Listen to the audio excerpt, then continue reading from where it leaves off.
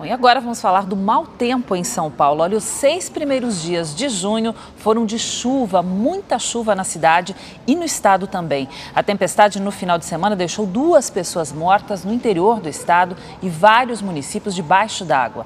A repórter Renata Teodoro está em Jarinu, uma das cidades mais prejudicadas pela chuva. Boa noite, Renata. Você que acompanhou aí a situação, como que está agora? Pelo jeito está chovendo ainda, né, Renata?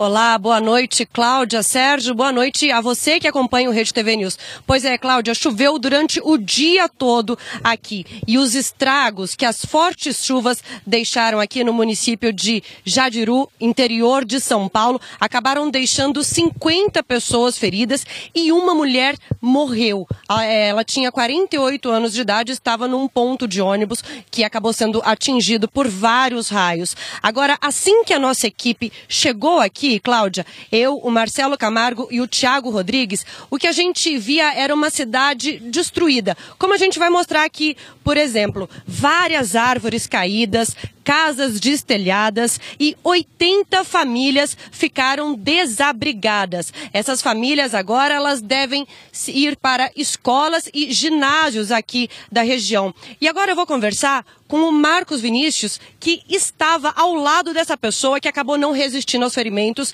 e morreu nesse ponto de ônibus. Marcos, o que aconteceu no momento que esses raios atingiram esse ponto de ônibus? Foi o vendaval muito forte, vários raios para todo quanto é lado.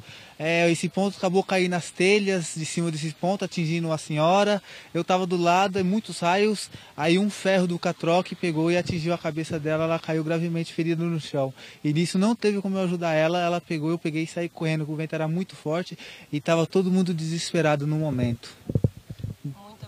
Marcos. Agora, Cláudia, a Defesa Civil, junto com o Corpo de Bombeiros, eles continuam num trabalho aqui, fazendo buscas de pessoas que possam estar desaparecidas. E o nosso repórter Theo Taveira visitou outras regiões que também foram afetadas pela forte chuva e nós vamos ver o que é que ele encontrou por lá.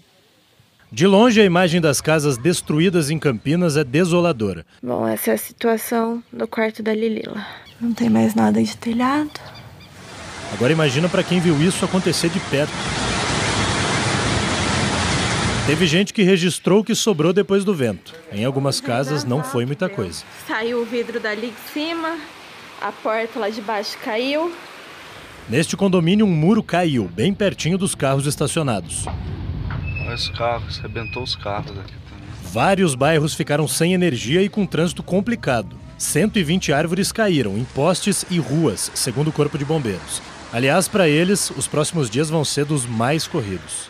Hoje a prioridade nossa é liberar as vias, as entradas dos condomínios, das empresas, das residências, para dar uma facilidade à população de Campinas. A Prefeitura de Campinas colocou um batalhão de 1.200 homens para reparar a destruição do vento, que pegou em cheio a sinalização. Quantas dessas vocês já pregaram hoje?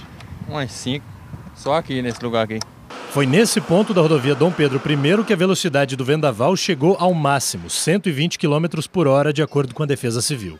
O shopping que fica aqui acabou praticamente todo descoberto. Hoje só entravam operários para colocar tudo em ordem. Agora o que mais me impressionou, vem cá, Nil, vamos mostrar isso, que essa imagem realmente demonstra a violência do que aconteceu aqui. Esse pedaço de telha, gente, está literalmente preso ao chão. Ele foi arrancado também do shopping, arremessado para cá e está preso ao chão. Agora eu vou tirar daqui para a gente ter uma ideia da força disso tudo. Olha só, é até difícil de tirar aqui. Fazendo uma medição visual, é uma peça de aproximadamente 30 a 35 centímetros que estava, como vocês podem ver, cravada pela metade na terra. Agora vocês imaginam o perigo, o que pode acontecer se um objeto como esse, voando em alta velocidade, atinge um carro ou mesmo uma pessoa. Neste bairro foi por pouco. As telhas destruídas, que agora dão trabalho para os moradores, trouxeram medo na última madrugada. Começou a ventar, e o vento não saía dessa região, ele rodava.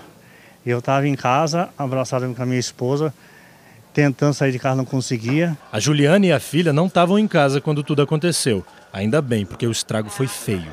Na hora que eu abri a porta, eu me deparei com a cozinha e com um pedaço da sala sem nada. Em Jarinu, a 40 quilômetros de Campinas, logo que amanheceu, deu para perceber o estrago. Árvores foram arrancadas da raiz e pedaços de tronco ficaram espalhados pelas ruas. Casas e comércios foram destelhados e este bar destruído. Acredite, aqui tinha uma igreja que desmoronou durante o culto. Pelo menos 50 pessoas ficaram feridas, 4 com gravidade. A força foi tanta que 2 carretas de 10 toneladas cada tombaram. E o mais grave, 2 pessoas morreram. Tá difícil falar, cara. Eu queria dizer para todos que todos nós estamos em luto, inclusive o prefeito. Mas não vai ficar assim, nós vamos reconstruir a cidade, se Deus quiser. A capital paulista também teve chuva forte. A comunidade de Paraisópolis foi uma das mais prejudicadas. Pelo menos 20 casas desabaram e 2 pessoas se feriram. Hoje de manhã, moradores tentavam recuperar pertences em meio ao entulho. Esse pessoal está sendo alojado na casa de parentes, porque esse pessoal, a maioria deles é desempregado e o aluguel não está sendo fácil para essas famílias. Pois é, Cláudia, a Gabi daqui a pouquinho vai falar conosco com relação a essas fortes chuvas, mas um detalhe que não me passa desapercebido com relação a pontos de ônibus. Há vários pontos de ônibus sem a devida manutenção. Eu vejo por todas as cidades, você vê os pontos de ônibus completamente podres. Então, o poder público constituído, prefeitura e a concessionária do transporte coletivo devem se unir no sentido de cuidar mais desses pontos de ônibus. Uma vida se perdeu. Exatamente por falta também desse cuidado, dessa manutenção. E com tanta chuva, a situação só piora cada vez mais, né?